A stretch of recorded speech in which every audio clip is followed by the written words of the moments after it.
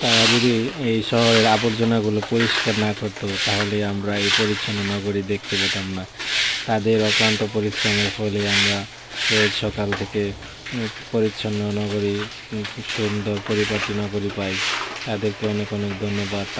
তারা রাতের ঘুমকে মানে রাতের ঘুম হারাম করে তারা এই সুন্দর সুন্দর নগরী পরিষ্কার পরিচ্ছন্নতার কাজ করে। তারা যদি এই নগর পরিষ্কার পরিচ্ছন্ন না করে তাহলে আমরা সুন্দর নগর পেতাম না। ধন্যবাদ তাদেরকে।